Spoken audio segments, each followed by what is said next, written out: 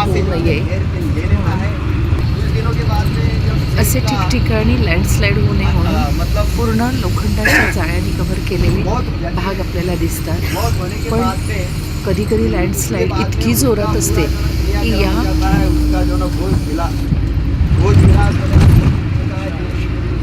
हो नहीं रहा है और अब ठीक है ना, इतनी सी बात है.